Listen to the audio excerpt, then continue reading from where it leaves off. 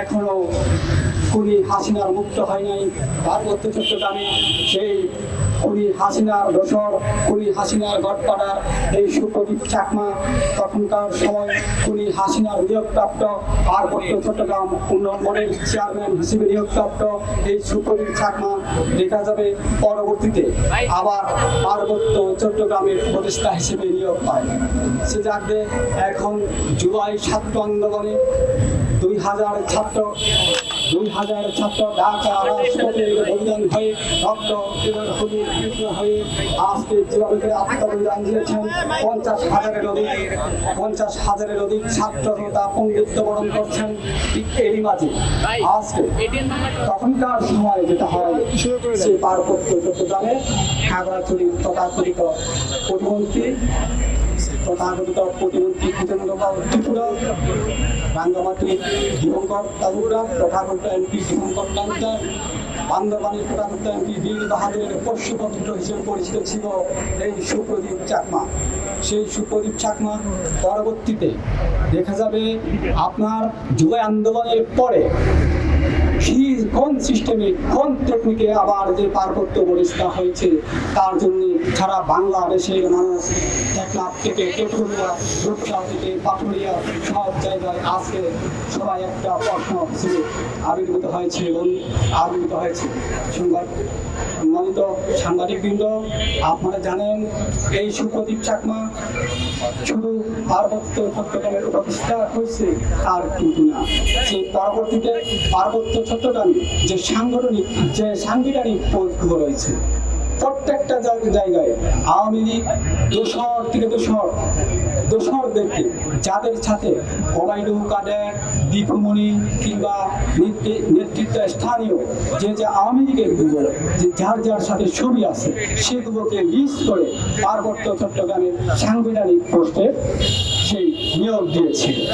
বন্ধুরা, আজকে আপনারা জানেন এই যে ঢাকা তথা এই ঢাকা বিশ্ববিদ্যালয়, জগন্নাথ বিশ্ববিদ্যালয়, ঢাকা মহানগর উত্তর, ঢাকা মহানগর দক্ষিণ, জাহাঙ্গীরনগর বিশ্ববিদ্যালয়, সেই জুলাই বিরোধী জুলাইয়ের ছাত্রতা আবার জেগে উঠেছে।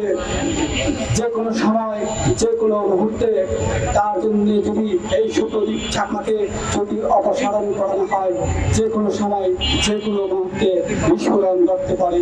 সেজন্য এই সব দায় সুপ্রদীপের উপর বর্তাবে এবং যেটা বর্তমান মাননীয় উপদেষ্টা, মাননীয় প্রধান উপদেষ্টা ইউনূস সাহেবকে ভাবমূর্তি নষ্ট করবে, এই সরকারকে ভাবমূর্তি নষ্ট করবে। আর জুলাই আন্দোলনের নেতৃত্ব দানকারী যে অ্যাডভাইজার সাহেবরা আছেন, আমাদের দেশপ্রেমিক সেনাবাহিনী, দেশপ্রেমিক নৌবাহিনী, দেশপ্রেমিক বিমান বাহিনী থেকে শুরু করে দেশপ্রেমিক ডিজিএফআই, দেশপ্রেমিক এনএসআই, দেশপ্রেমিক army security unit, SB, DC সবাই প্রত্যেকে এখানে অগ্রণী ভূমিকা পালন করতে হবে।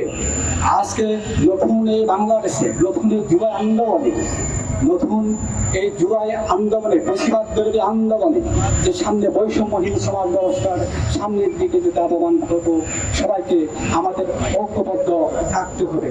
আপনাদের এটা মনে রাখা চলবে না, মনে রাখতে হবে এই পলিটিক্যালি রাজনৈতিকভাবে শেষ বলতে কোনো কথা নাই।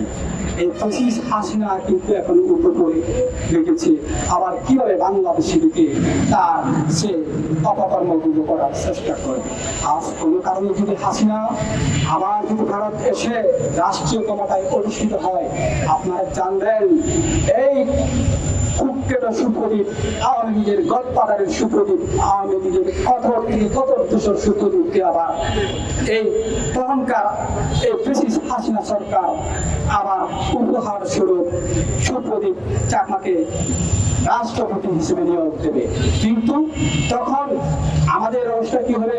মাননীয় সেনাপ্রধান, দেশপ্রেমিক সেনাবাহিনী, মাননীয় চিফ অ্যাডভাইজার ইউনূস সাহেব, আজকে যারা জুলাই আন্দোলনের নেতৃত্বদানকারী অ্যাডভাইজার সাহেবরা আপনারা দেখেন, সেই 17 বছর ধরে হত্যা, গুম, খুন সব কিছু করে যারা ছিলেন